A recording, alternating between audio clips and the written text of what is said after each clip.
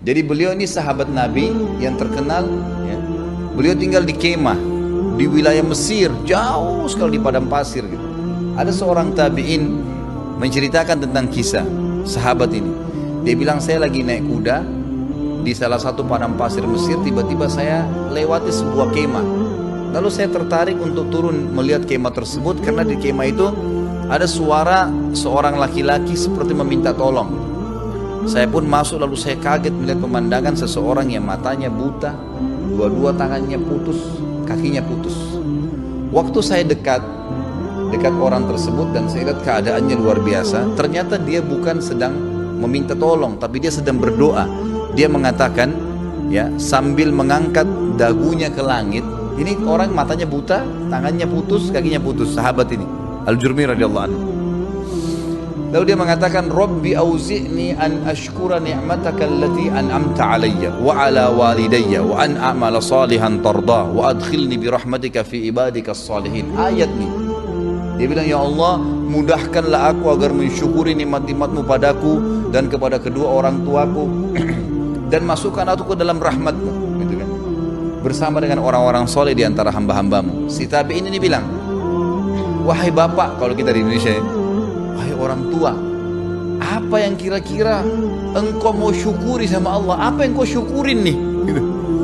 Matanya buta, tangannya putus dua-dua, kakinya putus dua-dua, di kemah sendirian.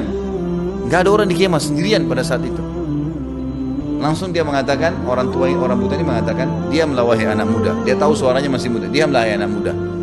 Bukankah Allah masih menggerakkan lisan saya sehingga bisa bersyukur, bisa menyebut namanya? Itu semua nikmat. Kalau seandainya seluruh dunia ini didatangkan untuk saya, tetap saja saya menganggap menggerakkan lisan saya adalah nikmat yang paling besar, gitu kan? Lalu kemudian orang ini tabi'in bilang, orang tua itu lalu berkata kepada saya punya anak laki-laki sudah 3 hari nggak balik, sudah 3 hari tidak balik, gitu kan? Coba kamu lihat di sekitar kemah, biasanya dia yang suapin saya, dia yang urus saya, gitu. Maka kata orang ini, tabi'in ini, baiklah, dia keliling. Ternyata tidak jauh dari kemah itu ada satu anak muda jatuh lagi dikerumuni sama singa, diambil-ambilin dagingnya sama singa. Kata si tabi'in ini, kayaknya ini anaknya, karena ini padang pasir, nggak ada orang hidup di sini, gitu. Pasti ini anaknya. Tapi bagaimana caranya saya ceritain ke orang ini? Udah matanya buta, tangannya putus dua-dua, kakinya putus dua-dua. Kemudian yang urus dia ternyata cuma anaknya ini yang kasih makan. Berarti sekarang sudah 3 hari nggak makan nih. Karena dia bilang sudah 3 hari anak itu hilang. Dia biasa memberikan makan dan minum kepada saya. Gimana caranya nih? Tapi saya harus ceritain. Dia bilang, saya kembali ke kemah. Lalu saya bilang, wahai bapak, wahai orang tua, apakah kau mengenal Ayyub alaihissalam? Kata orang tua itu, tentu saja. Ayyub lagi dicoba sama Allah, gitu kan?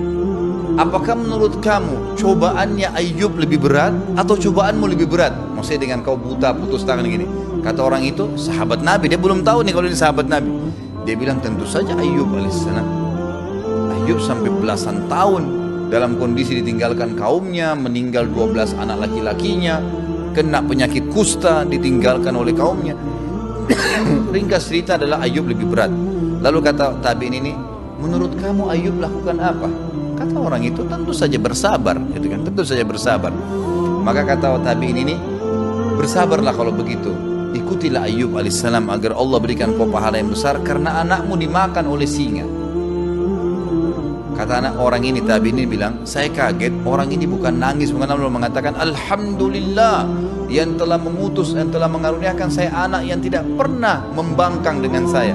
Artinya selama dia hidup anak itu baik sama saya. Sekarang mati berarti sudah masuk surga dia, gitu loh. Maka orang ini, tabi'in ini bilang, subhanallah, saya bangga betul lihat orang ini. Gak lama kemudian orang itu mengucapkan syahadat lalu meninggal dunia. Lalu saya bilang pada diri saya sendiri, gimana caranya saya urus nih satu orang nih? Di padang pasir sendirian, saya tidak tahu siapa dia, gitu kan? Mau dibawa juga ke kota, kotanya masih jauh. Dia bilang tiba-tiba ada 4 orang lewat berkuda, nggak tahu dari mana, turun dari lewat kemah terus. Lalu saya mengatakan, alhamdulillah ada orang. Saya dekatin mereka, sebentar, berikan salam, tolong bantu saya. Kata mereka, kenapa kamu? Dia bilang, dalam kemah ini ada orang yang aneh, asing, matanya buta, tangannya putus, kakinya putus, meninggal dunia tiba-tiba, dan anaknya dimakan singa dekat kemah. Kata mereka, mana orang itu? Kata 4 orang ini. Lalu mereka turun. Waktu itu kebetulan sudah ditutup dengan selimutnya, ada selimut itu kain ditutup. Buka mukanya, begitu dibuka, keempat-empatnya ciumin orang ini. Sambil menangis, mengatakan Allahu Akbar, Allahu Akbar. Kata si tabi'in ini, apa kalian?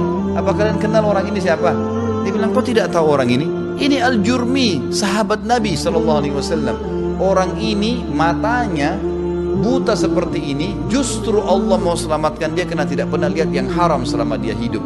Tangannya putus justru karena Allah mau dia tidak memegang sesuatu yang haram. Kakinya putus justru karena Allah mau dia tidak melangkah ke tempat yang haram. Maka pasti dia masuk surga gara-gara itu. Sudah sahabat Nabi, matanya, tangannya, kakinya nggak pernah maksiat. Artinya apa? Kita ambil pelajaran dari kisah ini. Ternyata Allah pun mencacatkan di buta matanya itu dengan hikmah yang luar biasa, gitu kan? Hikmah luar biasa. Jadi kadang-kadang kita jangan menganggap dengan kita normal berarti kita lebih baik daripada orang cacat. Belum tentu, akhi. Belum tentu, ukhti. Bisa saja dia malah Allah angkat derajatnya dengan itu, gitu kan? Jadi kadang-kadang kita keluar dari pemikiran kita ya, yang semestinya mengikuti kontrol agama ini, keluar dengan pemikiran manusia sehingga kita akhirnya tidak memahami masalah itu. Jadi berhusnudzon dengan Allah itu sangat penting. Allah lebih sayang kepada kita teman-teman sekalian dibandingkan sayangnya ibu kita kepada kita.